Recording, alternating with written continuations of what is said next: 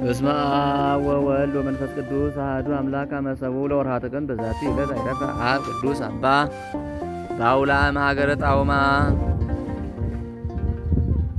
አንድ አምላክ በሚሆን በአብ በወልድ በመንፈስ ቅዱስ ስም ጥቅምት 7 በዚች ቀን ጣውማ ከሚባል ሀገር የሆነ የከበረ አባት አባ ባውላ አረፈ። ይህም ቅዱስ በታናሽነቱ መስተጋድል መነኩሴ ሆነ።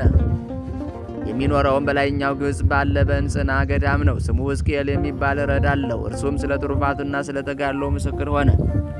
ይህ አባ ባውላ ስለ ክርስቶስ ፍቅር ራሱን 7 ጊዜ ገድሏልና፣ ለዚህም መጀመሪያው ራሱን በእንጨት ላይ ዘቅዝቆ በመስቀል 40 መዓልት 40 ሌሊት እንደተሰቀለ ኖረ። ደሙም በአፍንጫው ፈሰሰ። ነፍሱንም አሳለፈ። እግዚአብሔርም ከሞት አስነሳው። ሁለተኛ ዓሣዎችና አንባሪዎች እንዲበሉት ራሱን ከባሕር ጨመረ። እነርሱ ግን አልነኩትም። ከባሕርም ሰጥሞ ብዙ ወራት ኖረ፣ ሞተ። ክብር ይግባውና ጌታችን ኢየሱስ ክርስቶስም ዳግመኛ ከሞት አስነሳው። ሦስተኛም ጊዜ ራሱን በአሸዋ ውስጥ ደፍኖ ሞተ። ጌታችንም አስነሳው።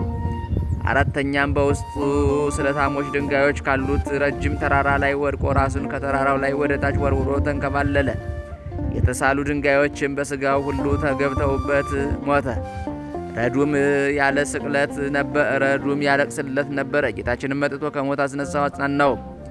አምስተኛም ከረጅም ዛፍ ላይ ወጥቶ ከስለታም ድንጋይ ላይ ራሱን ወረወረ። ከሁለትም ተከፈለና ሞተ። ያን ጊዜም ጌታችን አስነሳው። ስድስተኛም ራሱን በእግሮቹ ውስጥ አስሮ 40 መዓልትና 40 ሌሊት እንዲሆኑ ሞተ።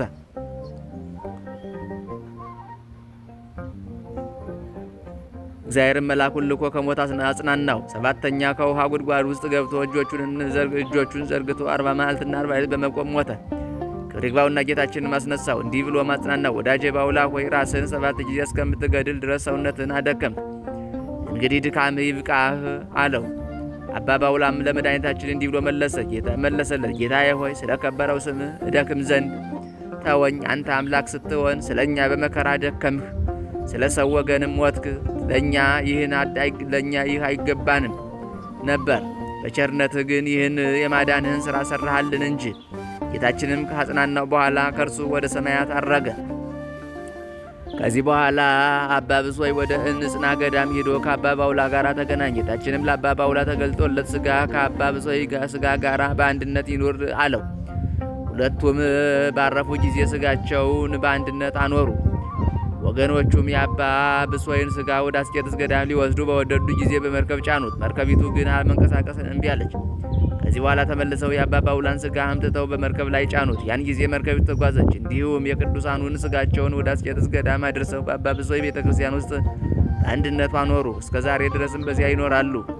እግዚአብሔር ምስጋና ይሁን። ያንም በቅዱሳን ጸሎት ይማረን፣ በረከታቸው ከእኛ ጋር ትኖር ለዘላለሙ አሜን። ሰላም ለርእስከ ዘመንፈስ ቅዱስ አጽና ከመተሰቅል ቁልቁሊተ መጠነ መዋዕል 40 ባውላ ጻድቅ ዘተጼኑ ቋአ ውስተ ገል ጽኑ ዘአልቦ መማአ ወደቀ ስብአ ወተንሳይከ ስብአ። በዚችም ቀን የቅዱሳን ሰማዕታት የሚናስና የሃናሲ መታሰቢያቸውን በረከታቸው ከእኛ ጋር ትኖር ዘላለሙ። ሰላም ለሚናስ ለእግዚአብሔር ስሙ ወለሃናሲ ካልኡም እምቀደምቶሙ ፈድፋደ እስመሃጀሉ ወጸኑ ወአመ ይቤሎሙ ወልድ ቡሩካነ አቡየ ንዑ ውስተ ቤተ ወይን ያየ ያብኡ